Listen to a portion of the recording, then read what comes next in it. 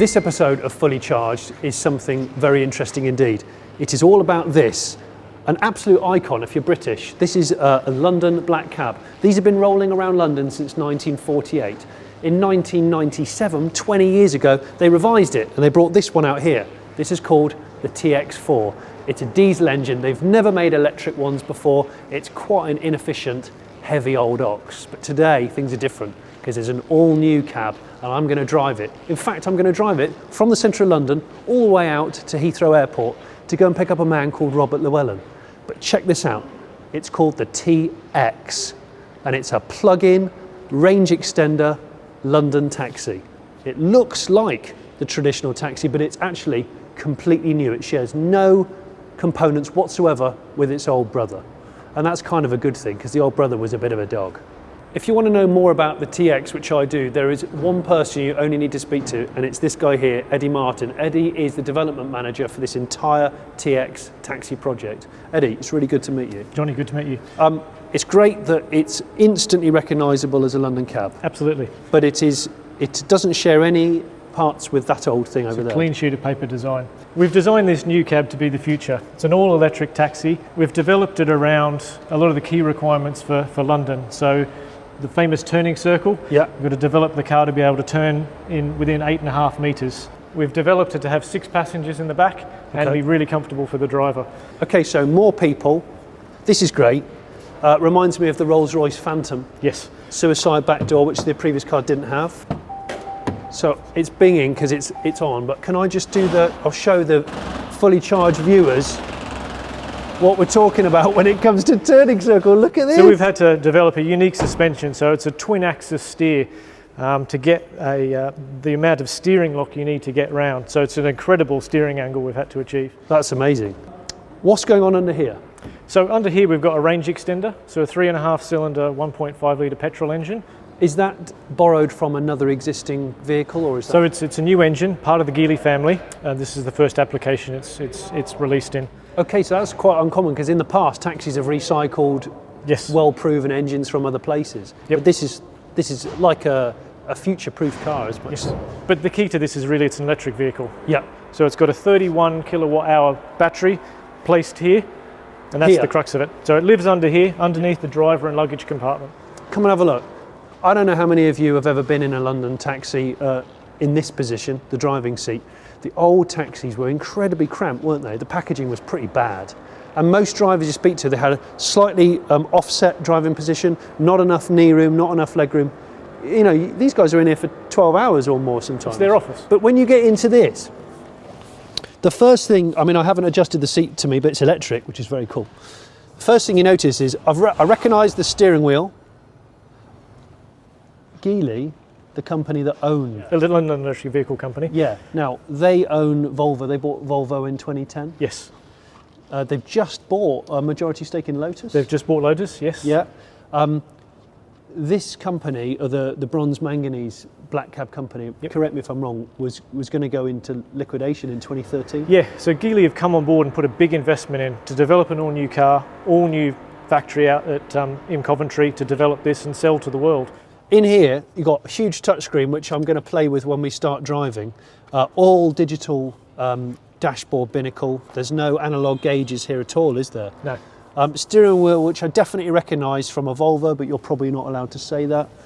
But I think it is. And this is all good because Volvo are known for making really nice, luxurious, ergonomic automobiles. So I don't know why I said automobiles, because I'm British. Let's just call them cars. Of course it's electric, so you've got a little shifter here, you've got a start-stop button, which again I recognise from a Volvo. Keyless entry, neat little keyless, lock and unlock here, just neat. Cup holder on like an adjustable rail, Eddie. Yeah, so it's an adjustable rail for different accessories.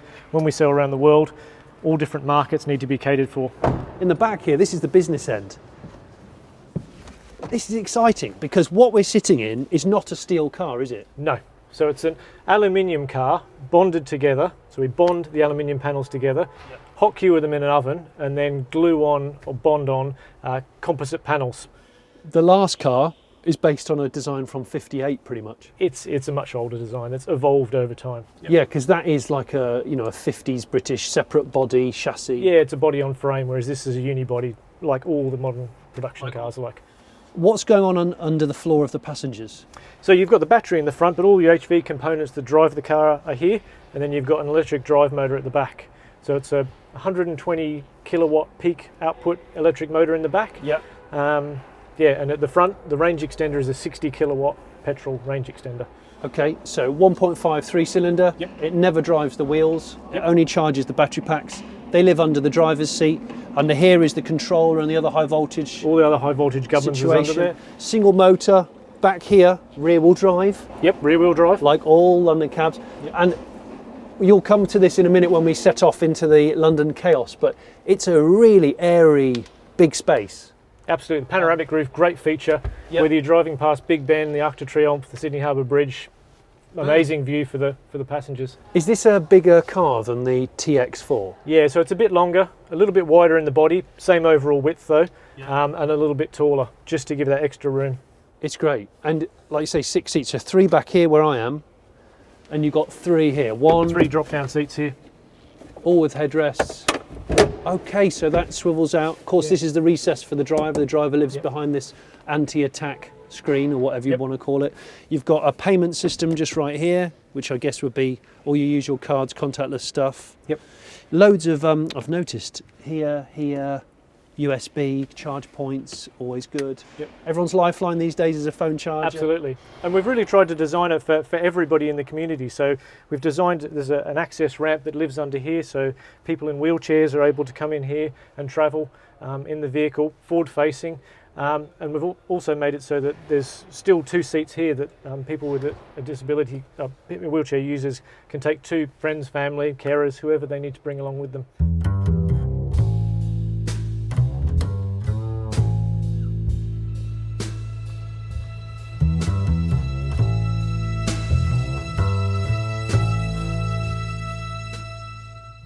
I've got my paper, I've got my coffee because I'm a proper cabbie now. Put me paper up here because there's binnacles above my head, 2 of, which is quite neat. And you've got your fare up here, but listen to this, hang on. Basically the start of Jingle Bells, regardless of the season. I've already synced my phone with the Bluetooth, got DAB, got an interesting driver performance record, but we're just going to get cracking now.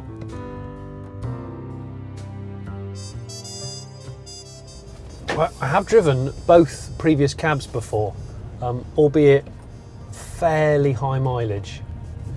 I'm not going to lie. They weren't the most comfortable things in the world. They were probably the smelliest things in the world. I don't have the knowledge, but I do have a nice touchscreen sat-nav on my tablet. So we're going to go and fetch Bobby Llewellyn. It's the coldest day in Britain this year, apparently. It's quite cold outside. We've got the heating on, got the screens being cleared, got a nice electric seat adjustment. You sit like a van actually, and vans these days are very good, so that is no bad thing. The weight of the brake pedal is really good. It's just right, because a lot of electric cars I find the brake pedal's too sensitive and too grabby. This car, you say, is slightly taller. Yeah, it's a little bit taller than the current TX4, but I think it gives really a commanding driving position to give you good visibility in the city. And we've got regen braking that we can play with. 3 levels of regen braking, so you got 0, which is nothing, you'll just glide along. Yeah. 1, which is a medium setting, and then 2, which is the more aggressive one, which is like a gentle brake. I'm getting enviously eyed up by other black cab drivers. And you were saying with a 50 kilowatt charger. Yeah, so with the 50 kilowatt charger, you can get an 80% boost to your battery in about 25 minutes. That's quite impressive. Yeah, so it's sort of designed that when the cabbie's taking a break for lunch, put it on charge, give a good boost, and then you can run it all afternoon. The thing is, the ability to drive up to 80 miles EV only is actually a massive range in an urban area like London. Doing this, was it you that said to me the average speed of central London traffic is 8 to 10 miles an hour? 8 to 10 miles an hour in the centre of London. Well, my wife walks quicker than that, so that's very slow indeed. 80 miles doing that level of stop-start is huge. You could potentially drive around all day. We're doing a slightly longer journey in this instance, but that's all part of the fun. You can hold the battery, can't you? So you can fully charge the battery and hold it. Yeah, so if you live in the outer suburbs and you want to drive into the day into a zero emissions centre of the city, you can put it in save mode. It'll run the range extender, maintain your level of charge, and then you can switch it to electric. Here I am in the bus lane, driving legally in the bus lane, which is a first for me. But I have to say, the quietness that I really appreciate in electric cars works great here, because usually you're engaged in a conversation, either the taxi driver to the customer, or you're on your phone doing some business call, or you just want to appreciate a bit of Magic FM. I was reading the press release about it, and I know there's been a huge focus on making this car safer and more luxurious. The luxury is clear. The safety, well, you can explain that to me perhaps. Yeah, so we've really tried to make this car to the highest modern European standards, so looking at full frontal barrier, offset barrier, side barriers, so that the passengers and driver are the safest they could possibly be. But not only passive safety, or what we call passive safety, so if you're having an accident, but active safety we've really tried to work on as well. Yeah. So having emergency autonomous braking and stability control as standard across the range should hopefully prevent you having the accident in the first place.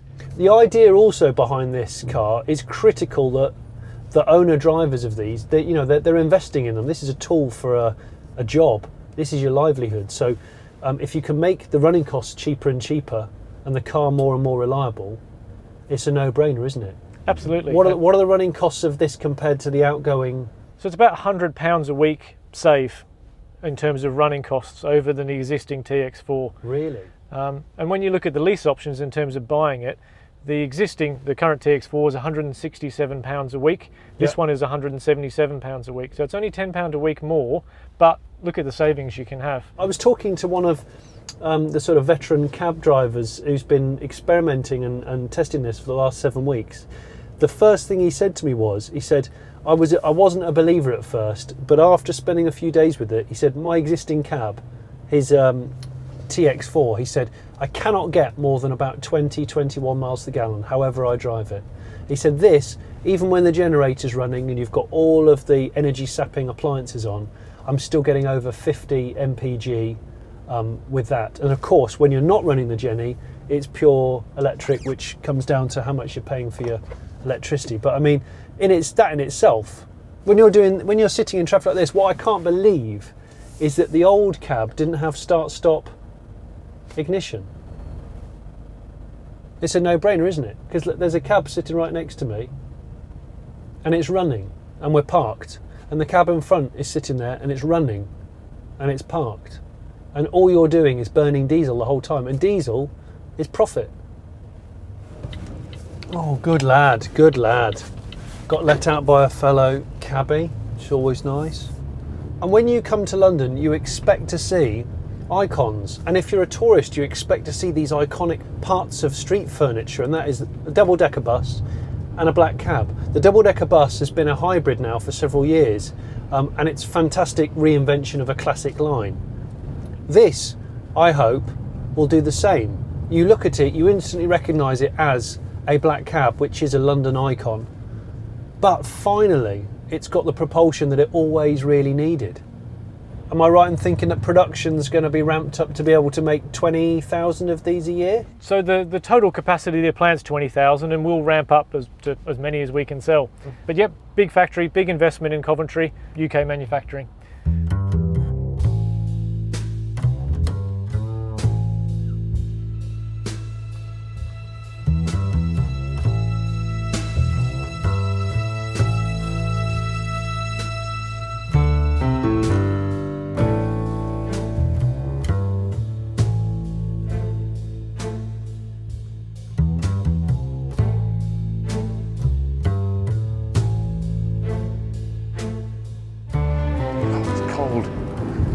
Oh, where is he? Taxi's here.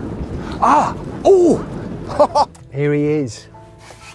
Here he is. Oh my God! It's amazing. Thanks, Johnny. Hello, son. Hello. You all right? You know, lovely Fabulous. flights. Where am I going to? Oh, the Ritz-Carlton. I swear I've seen you before. What is it? Midsummer Murders? Yeah. What is it? It's great, isn't it? It's really nice. Wow, it's really comfy. This is a real car review involving proper journeys. Yeah. Useful, practical journeys. Well, sir, I'll take you wherever you want to go in the new cab. This is so... that is so bizarre that it isn't going... You know, like the old diesel ones are such rattlers. I was going to say, how many hundreds of journeys have you done in the diesel one? Well, a few, I have to admit. Yeah, and they're not brilliant, are they? I mean, they're very... Because I love cabbies and they're very funny. And then like you were saying, where have I seen you? You're that bloke. How many times have you But had the that? most common one I get is, I had Craig Charles in the back of here yesterday. He was asleep. Do you know how far you've driven on? Because presumably it was charged up when you got it. It was charged up. I've got about 50 miles of EV only left. Wow. Yeah. And of course have you been tooting around London today? yeah, I've been stuck in Traffic all over the place. Yeah, I've been averaging 8 miles an hour, as is the usual way. So, but I've been properly testing it in its home environment. Right, yeah. This is what it's going to be used, yeah. A ton of start-stop Yeah. going on. However, really quite relaxing and comfortable, despite the fact that it's a joyless place to drive usually. I have to say, you've got this angled tablet touchscreen shizzle. Right. And it's really, really intuitive. I like it. Which has got, DAB, phone connectivity, really crisp reversing camera. It's got lane departure assist. It's got autonomous emergency braking. Loads of tech which you get in quite a high end. Yeah. Saloon cars. Yeah, so they've gone to town on it to try and make it future-proof. The total range is about 400 miles. With a full battery, full tank of gas. Yeah, 80 of those miles EV only. Right. The rest range extender. So it's a generator at the front. Doesn't connect to the wheels. I mean, it can't match your Tesla for performance, Bob. No, but you don't want that in a taxi. That's not what it's about, is it? But that was very swift. Yeah, look. Look at that. Very smooth. Yeah. We can chip on. For me, crucially, you've got 3 stages of regen braking that you can play with. Right. Oh, that's good. So it's got adaptive regen. You can increase it. I've got it in the most aggressive now. So if I let off the throttle now, that's as aggressive as it gets. Wow, and that's not. You didn't touch the brakes then. That was slowing down. No, that's just letting off the throttle. Yeah. So the idea is that the service intervals of this thing are 25,000 miles. Right. And your brake pads, which normally last about 8,000 miles in a normal cab, are probably going to last a lot longer because of regen. Yeah. If they drive, once people get used to driving it, because it takes them, because they will be jamming the brakes on all the time. Yeah, all the time.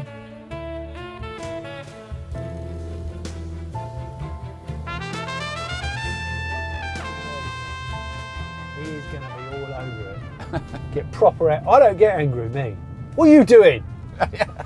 But there's others out there that get a little bit hot behind the wheel, and sometimes they need a little slap. I think I've reached your destination. That is perfect. Son. Brilliant. How much is that then, Chief? To you? Yeah. 80 quid. 80 quid. I can give you $20. $20 sounds good to me. Go. As long as I get a squiggle for the boy. There's a 20. Keep the change, Chief. God bless you. Love you long time. See you soon. Oh. This is just all fool's play. Oh, I'll go that way. Where am I? Jet lagged, aren't I? Bloody hell. Now that Robert Llewellyn, he's a charming man. Always happy, never seems upset.